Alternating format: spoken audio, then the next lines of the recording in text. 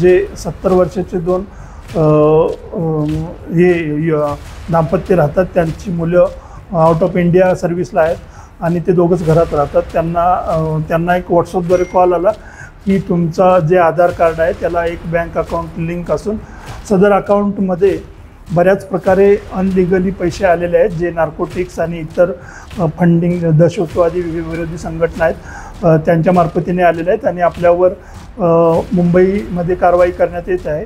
त्यामध्ये तुम्हाला digital arrest आम्ही करत आहोत अशा प्रकारे व्हॉट्सअपद्वारे व्हिडिओ कॉल करून धमकी दिली आणि त्यांना त्यांचे जे पैसे बँकेत होते ते वेगवेगळ्या अकाउंटवर सुरक्षितपणे ठेवण्यासाठी त्यांच्याकडून घेण्यात आले आणि सदरची घटना सप्टेंबरमधली असल्याने त्यांनी कोणालाही सदरची माहिती सांगू दिली नाही. त्यामुळे ते दाम्पत्य ज्यावेळी आपल्याकडे आले तेव्हा आपण गुन्हा नोंद करून सदरबाबत वरिष्ठांच्या मार्गदर्शनाखाली आमचे CP sir, joint CP sir तसेच आमचे DCP सर यांच्या मार्गदर्शनाखाली तपास करून सदरमध्ये सुद्धा कारवाई करत आहोत.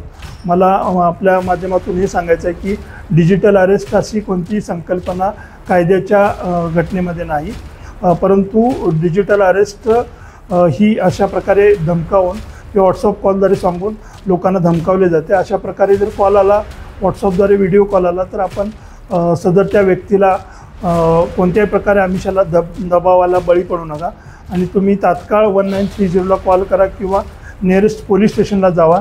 ते तुम्हाला एका रूममध्ये कोंडून ठेवतात आणि तिथून बाहेर पडायला जाऊ देत नाहीत. परंतु अशी कोणतीही घटना डिजिटल अरेस्ट ही संकल्पना कायद्याच्या दृष्टीने नसल्याने आपण अशा प्रकारे भीती न देऊन किंवा अशा प्रकारे बळी न पडता सदर घटनेला आपण ताकदीने प्रतिबंध करून सदर जे सायबर फ्रॉड आहे तो उच्चाटन करू शकतो. प्रकारामध्ये समोरचा व्यक्ती पोलीसची कॅप किंवा पोलीसचा ड्रेस घालून वगैरे कॉल करतो, व्हिडिओ कॉल, परंतु कायद्यामध्ये कुठेही हायकोर्ट, सुप्रीम कोर्टाचे सुद्धा निर्देश आहेत व्हॉट्सअपद्वारे किंवा मेलद्वारे कोणत्याही प्रकारे नोटीस व्यक्तीला न पाठवता स्वतः समक्ष जाऊन नोटीस दिली जावी असे कायद्यामध्येच प्रोव्हिजन असताना व्हॉट्सअपद्वारे असे कोणत्याही प्रकारे क्रिया होत नाही, हे लक्षात आपण ठेवलं पाहिजे.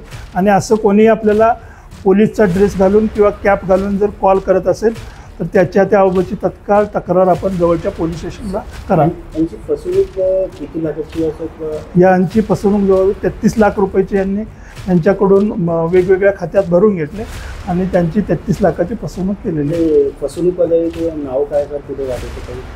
फसवणूकवाल्यांचे नाव नाही, परंतु ते मुंबईमध्ये आम्ही बसलो आहोत, मुंबई कुलाबा पोलीस स्टेशनमध्ये आहोत असे वगैरे सांगून त्यांना फसवणूक केली होती.